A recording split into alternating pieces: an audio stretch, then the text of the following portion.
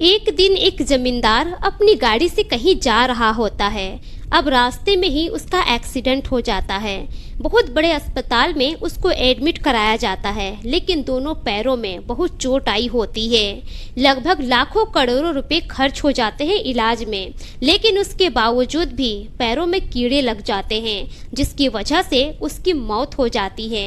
अब उसकी मौत होने के बाद परिजन अंतिम संस्कार की तैयारी करते हैं। अंतिम संस्कार के लिए उसको ले जा रहे होते हैं, लेकिन बीच रास्ते में ही एक व्यक्ति पीछे से आवाज लगाता है। अब जितने भी परिजन होते हैं उन लोगों को लगता है कि कोई खास मित्र होगा, इसीलिए मिलने के लिए आ रहा है। अब उसके अर्थी को नीचे रखा जाता है। अब जैसे वो व्यक्ति वहां पर पहुंचता है, वो कहता है कि जमींदार साहब, आप मेरे जमीन के पेपर क्या लेकर जा रहे हैं? मेरी जो जमीन आपने हड़पी थी, क्या उस जमीन को आप लेके जा रहे हैं ऊपर? अब इतना कहते ही वो खड़ी खोटी बातें वहीं पर सुनाने लगता है। अब इतना सुनते ही वहाँ के जितने भी लोग होते हैं, परिजन होते हैं, सब देखते ही रह जाते हैं। तो दोस्तों, ऐसे ही कुछ लोग होते हैं जिंदगी में, जो दूसरों का धन इकट्ठा करके अपने पास रखते हैं। दूसरों का जो धन होता है उसे हड़प कर अपने पास रखते हैं अपने बच्चों के लिए। जो लोग हराम का खाते हैं, हराम का कमा कर अपने लिए बैंक बैलेंस बनाते हैं, अक्सर उन लोगों के साथ ना ऐसा ही होता है।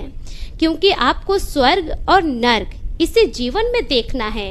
अगर आपकी मौत हो जाती है और आपकी मौत के बाद कोई व्यक्ति ये कहता है कि बहुत ही भला व्यक्ति था, मेरे लिए इसने बहुत कुछ किया है, मेरी काफ़ी मदद की थी, तो समझ जाइए कि आपने इसे जीवन में स्वर्ग जिया है। और अगर आप मर जाते हैं और आपके मरने के बाद कोई व्यक्ति ये कहता है कि इसके जैसा तो बुरा इंसान कोई था ही नहीं, जीते जी ना जाने कितने लोगों का जो संपत्ति है हड़पा है, और खड़ी खोटी सुनाने लगे, तो समझ जाइए कि आपने इसी जीवन में नर्क देखा है और इसी तरह से कीड़े लगकर आप भी मरेंगे।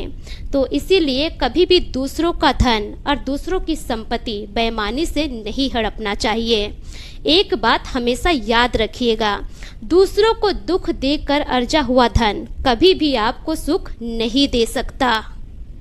दोस्तों, ये कहानी आपको कैसी लगी अपने अपनी राय कमेंट सेक्शन में ज़रूर दीजिए, और ज़रा भी अच्छी लगी तो अपने दोस्तों और रिश्तेदारों के साथ ज़रूर शेयर कीजिए, ताकि मेरा हौसला बढ़ता रहे। शुक्रिया।